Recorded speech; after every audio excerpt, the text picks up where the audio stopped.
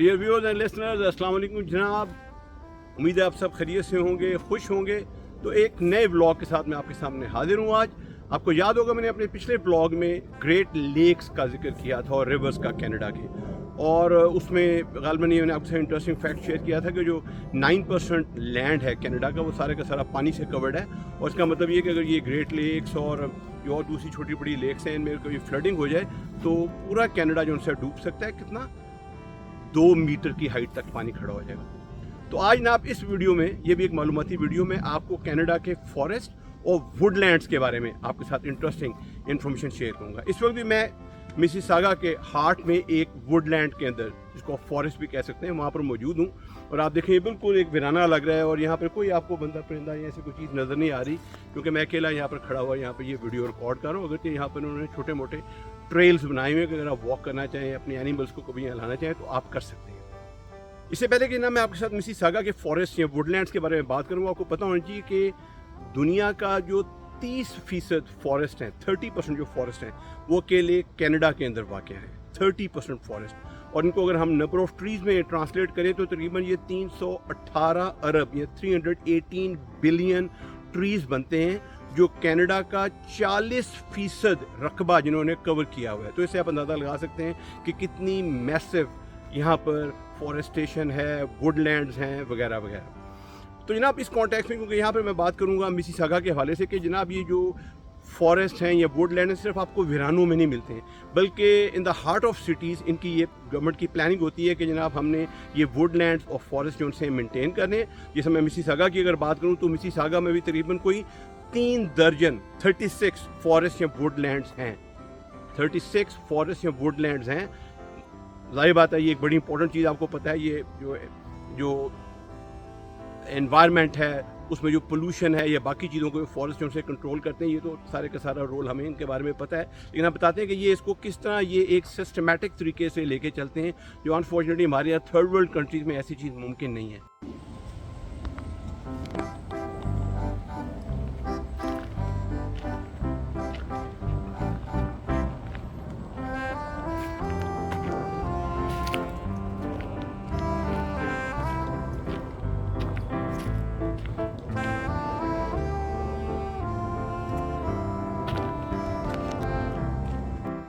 जनाब जिस तरह मैं मिसिसागा के हवाले से बात कर रहा हूँ, आपको पता है कि यहाँ पर कोई 3 दर्जन के करीब फॉरेस्ट और वुडलैंड्स हैं in the heart of the city, ताकि पूरी इसकी जो इन्वायरमेंट है और इसको बिल्कुल ये जनाब प्रॉपर्ली इसको प्रिजर्व किया जाए, मेंटेन किया जाए। तो इसमें जनाब जो नंबर ऑफ़ ट्रीज़ आपको मिलेंगे वो 2.1 मिलियन ट्रीज़ हैं जो यहाँ पर लगे हुए हैं इस वक्त इन तकरीबन 3 दर्जन फॉरेस्ट या वुडलैंड में। लेकिन ये गवर्नमेंट्स वगैरह यहाँ पे नहीं रुकती कि चलें यार ठीक है इतने मिलियन ट्रीज़ हैं, ओके नो प्रॉब्लम। इन्होंने एक 1 मिलियन ट्री इनिशिएटिव 2013 में शुरू किया, जिसमें उन्होंने कहा कि बाय द एंड ऑफ 2032 हम 1 मिलियन और ट्रीज़ लगाएंगे। इसमें कम्युनिटी के लोग भी शामिल हैं, गवर्नमेंट के जो ऑफिशियल होते हैं, लोकल गवर्नमेंट की मैं बात कर रहा हूँ, वो भी इसमें शामिल हैं। और उसमें अब तक तकरीबन कोई आप कह सकते हैं कोई 5.5 लाख के करीब 2013 से ऑनवर्ड अभी तक दरख्त लग चुके हैं, जिसको उन्होंने 1 मिलियन के टारगेट पे पहुंचाना है by the end of year 2032। तो इससे आप अंदाज़ा लगा सकते हैं कि ये फॉरेस्ट या वुडलैंड्स की इंपॉर्टेंस को कितना बेहतर तरीके से जानते हैं और उसको किस तरीके से मेंटेन करते हैं, ताकि जो प्रेजेंट जनरेशन है, ह्यूमन बींग्स और जो जाहिर बात है जो यहाँ पर सारे के सारे जो इनका लोकल हैबिटेट है, यहाँ के जो चरिंद परिंद हैं, जो माइक्रो ऑर्गेनिजम्स हैं वगैरह वगैरह जो जंगलात में रहते हैं, उन सब को एक बेहतर माहौल मिल सके और वो फ्यूचर जनरेशन में भी ज़िंदा रहें, और हमारी भी फ्यूचर जनरेशन इंसानों की जो सी हैं इस ग्रीनरी को, इन सब चीज़ों को एंजॉय कर सकें और पोल्यूशन की जो लानत है उससे बच सकें।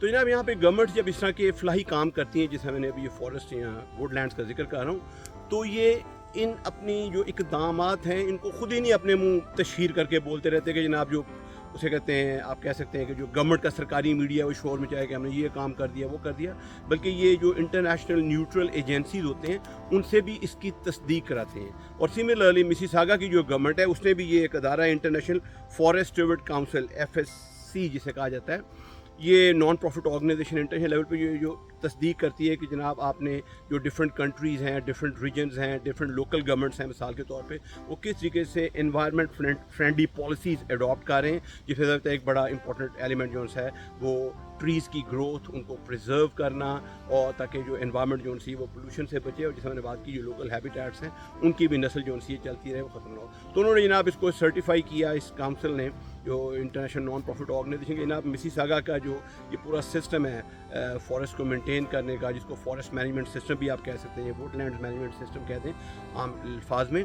ये बहुत ही बेहतरीन सिस्टम है, इसकी यानी कि तस्दीक की गई है।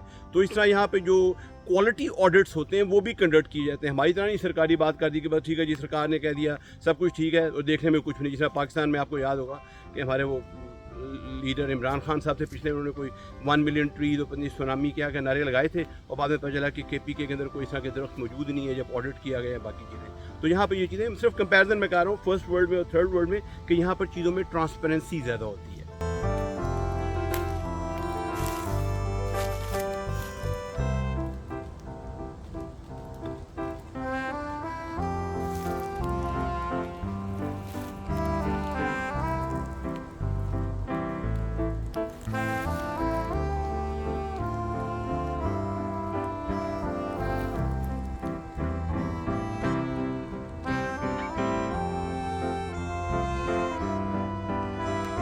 अब यहाँ इसी रेफरेंस से अगर हम बात करें कि इनकी जो लोकल गवर्नमेंट्स हैं वो किस तरीके से यानी इन वुडलैंड्स को या फॉरेस्ट को प्रिजर्व करते हैं, तो ये मिसिसागा की गवर्नमेंट ने भी जनाब एक वुडलैंड मैनेजमेंट प्लान अपनी बनाई हुई है, जिसके तहत उसके डिफरेंट ऑब्जेक्टिव्स हैं जिससे मैंने बात की। उसमें क्या क्या चीज़ें शामिल हैं, एक तो ये कि जो वुडलैंड और ट्री है उसकी हेल्थ बहुत ज़रूरी है, उसको प्रिजर्व किया जाए, उसको मेंटेन किया जाए। तो इस तरह ये यहाँ पे सैंपल्स लेके जाते हैं और देखते हैं कि ट्रीज़ की हेल्थ सही है या नहीं है, कोई इस तरह की इकोलॉजिकल या दूसरी चेंजेस की वजह से उनमें कोई ऐसी बीमारी या कोई और चीज़ तो नहीं पैदा हो रही, उसका कैसे सदेबाब किया जाता है। तो हमारे यहाँ तो इंसानों को इतनी लिफ्ट नहीं कराई जाती है अनफॉर्चुनेटली, लेकिन यहाँ पर ट्रीज़ की हेल्थ कौन सी है वो भी मॉनिटर की जाती है इस प्लान के तहत। ये एक इंटरेस्टिंग फैक्ट है जो आपके जहन में होना चाहिए। और दूसरी चीज़ ये जनाब कि जब ये ट्रीज सारे ग्रो किए जाते हैं, ये फॉरेस्ट या वुडलैंड्स बनाए जाते हैं, तो ये रिक्रिएशनल एक्टिविटीज़ भी, मैंने आपको बताया कि यहाँ पर जनाब ट्रैक्स भी उन्होंने बनाए हुए, वहाँ पे आप साइकिलिंग कर सकते हैं, वहाँ पे आप जॉगिंग कर सकते हैं। तो अगर आपको पता है कि जनाब कि उसके इर्द गिर्द तो सारी आबादी है, आप जनाब थोड़ा सा अंदर वॉक करते हैं और फिर 2, 4, 5 किलोमीटर आपको सारा ये वीराना और फॉरेस्ट मिलते हैं, वुडलैंड्स। तो आप नेचर के बड़े क्लोज होकर रिक्रिएशनल एक्टिविटीज़ के अंदर भी इन्वॉल्व हो जाते हैं। तो ये इसका दूसरा ऑब्जेक्टिव है इनके इस प्लान का। तीसरा जनाब जो बड़ा इंपॉर्टेंट एक जो रोल फॉरेस्ट प्ले करते हैं या ट्रीज प्ले करते हैं, हम सबको पता है, वो है कि ये फ्लडिंग के नेगेटिव इफ़ेक्ट्स को न्यूट्रलाइज करते हैं। तो सेफ्टी के हवाले से भी यहाँ पर इस चीज़ों को देखा जाता है कि जनाब इतने ट्रीज़ यहाँ पे हों कि फ्लडिंग का इम्पैक्ट कम हो और जो एनवायरनमेंट जो सी है उसको प्रॉपर तरीके से मेंटेन किया जा सके।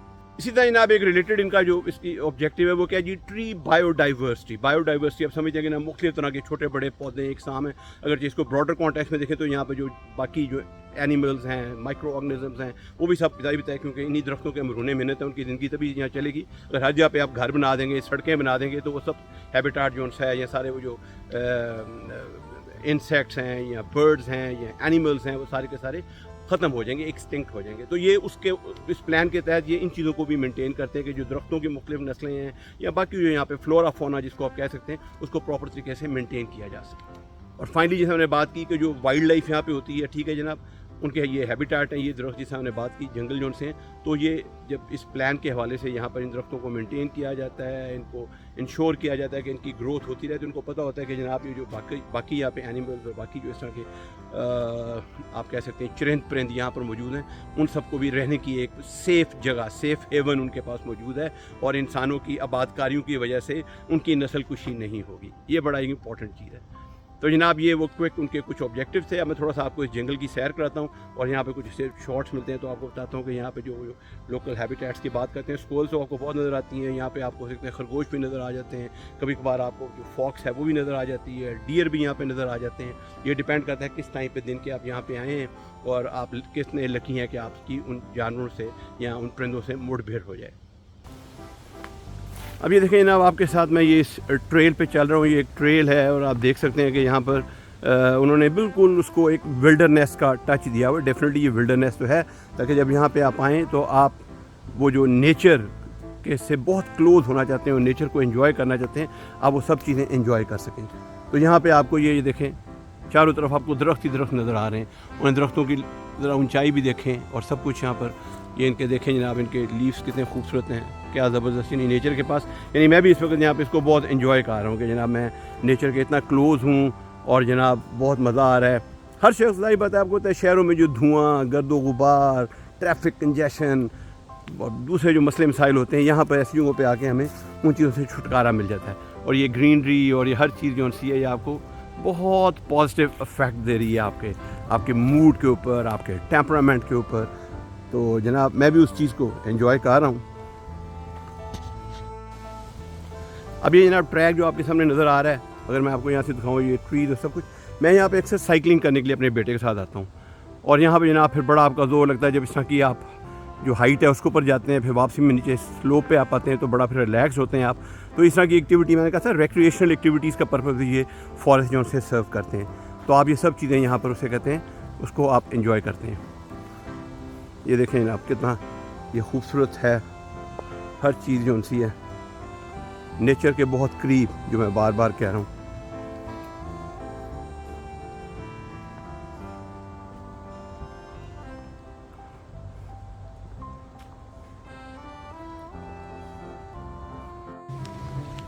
तो यहाँ पे ये देखें ना पानी की निकासी का भी कैसा ज़बरदस्त इंतज़ाम किया हुआ है। ये देखें आपको नीचे नज़र आ रहा है ये वाटर चैनल सा उन्होंने बनाया हुआ है, क्योंकि उसकी वजह ये कि दरमियान में ये एक ट्रेल है जिस पे लोग वॉक करते हैं साइकिलिंग। तो दूसरी तरफ भी जनाब उन्होंने ये फिर वाटर चैनल बनाया। तो इसका इस ट्रेल के नीचे से ये पूरी पाइप उन्होंने बिछाई है ताकि पानी जो है वो लोअर एरियाज़ में रहे, जहाँ प्लांट्स हैं उनको ज़रूरत है, और जहाँ पे लोग साइकिलिंग कर रहे हैं या वॉक कर रहे हैं ताकि ट्रेल में वो कीचड़ से ना भर जाए या ख़राब ना हो जाए। तो ये भी जनाब इनकी जो लैंड मैनेजमेंट सिस्टम का जो एक हिस्सा है, ये उसकी एक छोटी सी अक्कासी की जाती है कि ये कितने ज़्यादा कंसर्न होते हैं इन चीज़ों के बारे में। हमारे यहाँ सड़कों में पानी खड़ा हो जाता है अनफॉर्चुनेटली जब हैवी रेंज होती है, पर ये इन्होंने जंगलों में भी जो ट्रैक्स हैं, जो ट्रेल्स हैं, उनको भी पानी से बचाने का इंतज़ाम किया हुआ है। अब देखें यहाँ तो मैं और घने झुंड के अंदर आ गया हूँ। बिल्कुल ये ट्रीज़ और इनकी जो ब्रांचेस कितनी क्लोज हो गई हैं कि आगे जाने का रास्ता भी आपको ज़रा मुश्किल से मिलता है। लेकिन मैं सिर्फ आपको इसकी डेप्थ दिखाना चाह रहा हूँ कि ये देखें ये कितना पुरसकून माहौल है, आप नेचर के कितनी क्लोज हैं, दरख्त हैं, खामोशी है, हवा चल रही है, बस और कुछ नहीं। Lovely lovely. तो जनाब ये एक अकेला उस तरह का वाटर चैनल या कोर्स ही बनाया है। देखें यहाँ पे ये मुख्तलिफ जगहों पे आपको ये नज़र आएंगे। फिर क्योंकि दरमियान में ये ट्रैक है तो इसके इस साइड पे भी आपको ये नज़र आ रहा है ताकि पानी जो है वो नीचे ही रहे। देखिए अगला जो है आपको मडी सा नज़र आ रहा है, लेकिन जो ट्रैक है और ये सब कुछ ये आपको बिल्कुल ड्राई मिल रहा है। तो यही ना वो लैंड मैनेजमेंट जो उनकी सिस्टम है उसका ये डिफरेंट इनिशिएटिव्स हैं जो मैं आपके साथ शेयर कर रहा हूँ।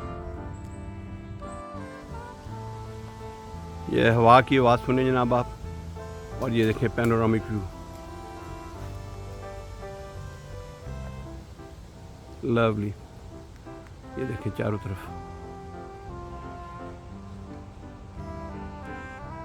लवली। तो जनाब ये मैं उसी अब वुडलैंड से बाहर निकल रहा हूँ और आप देखें कितना खूबसूरत मंजर है। आपको मैंने बताया था कि ये 1-2 किलोमीटर में ये फैले होते हैं, लेकिन आप फिर वॉक करते हुए बाहर निकले तो फिर वो आबादी आपको सारी मिल जाती है। तो ये मुख्तलिफ जो यानी कॉलोनीज़ हैं उनको उन्होंने जोड़ा होता है इसके साथ। ये सामने सड़क आ गई, इसको फिर ट्रैफिक गुजर रही है, और अभी अगर हम इस तरफ मुड़ जाएँ तो फिर ये वही जंगल जहाँ पे उन्होंने ये फॉरेस्ट के अंदर यानी वेस्ट बिन भी लगाए हैं ताकि आप वॉक करने आते हैं, कुछ एडवेंचर करते हैं। वार्निंग साइन बोर्ड भी लगे हुए हैं आपके सामने, ठीक है जनाब। तो ये सब की सब चीज़ें जो सी हैं यहाँ पर मौजूद। तो जनाब यहाँ पर मैं आज की वीडियो जो सी ख़त्म करता हूँ। उम्मीद है आपने इसको वीडियो को एंजॉय किया होगा। बज़ाहिर तो ये बड़ी मामूली से नॉर्मल बात लग रही है आपको कि जी मैंने जो फॉरेस्ट या वुडलैंड है उनके बारे में आपसे इन्फॉर्मेशन शेयर की है, लेकिन ये जो बारीक किस्म की इन्फॉर्मेशन होती है, माइन्यूट किस्म की इन्फॉर्मेशन होती है, अक्सर ये आप जब तक खुद पर्सनल तरीके से एक्सपीरियंस ना करें आपको इसके बारे में पता नहीं चलता।